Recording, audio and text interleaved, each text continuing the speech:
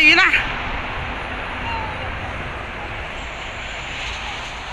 不是，我可以卖完了。不是，好几个。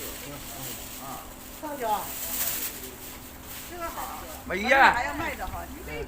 对吗？那个干净，还是很大的呢。太厉害了，他说旁边假年买的吧？哎，他这一趟大。看到那个呀。搞了晚一小便也了，也有不是，出去了，是心思的样子。哎，几颗鱼。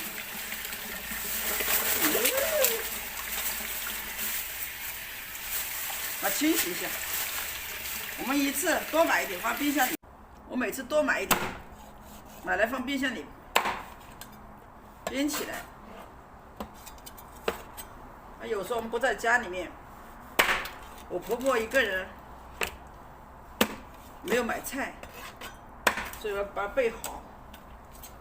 当子女的又不是天天在家陪着他们，所以每次都要给他准备一些，给他储备在这里。他喜欢吃鱼冻，就鱼头放在一起，鱼尾放在一起，然后鱼肉再放在一起。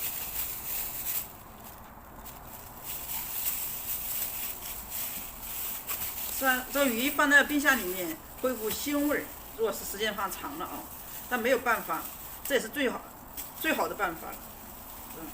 就像他去下市场，现在出门还戴口罩、健康码，智能手机用不来，所以每次都给他储备好。正好村里有人在放鱼塘嘛，因为村里的鱼塘干净，不是养的，是野生的，他们就放鱼放下去。然后2年再抓鱼这样子。我刚才去鱼塘看了，很干净的鱼塘，都是认识的，就不会像别的鱼塘喂药啊这些的，就喂饲料啊是没有的，所以多买一些。这样我婆婆可以因为老人喜欢吃鱼，相对肉来讲，他更喜欢吃鱼，因为我们这边是江南一带嘛，所以我们这里从小他们都是吃鱼。好了，放冰箱去。祝大家新年快乐，年年有余。野生。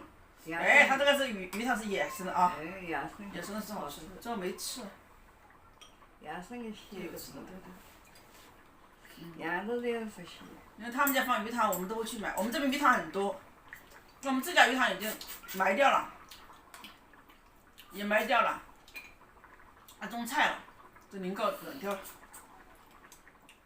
像老人嘛，他去买菜的时间少，因为我们也不经常在家里面，所以每次都多买一点给他。放冰箱里面，他慢慢吃。想吃嘛，自己就拿来吃。因为我们嘛会去买菜，主要是买荤菜，像蔬菜嘛，像这些都是家里种的。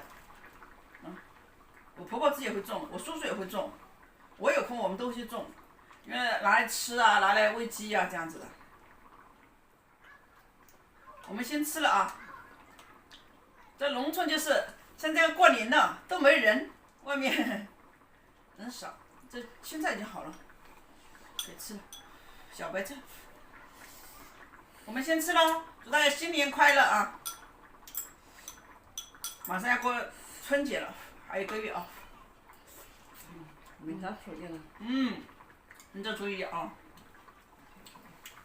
这汤要喝的，很鲜。汤等一下喝啊，你喝啊，我先喝点。有冷嘛，烫烫吃。因为我老公没在家。汤很鲜。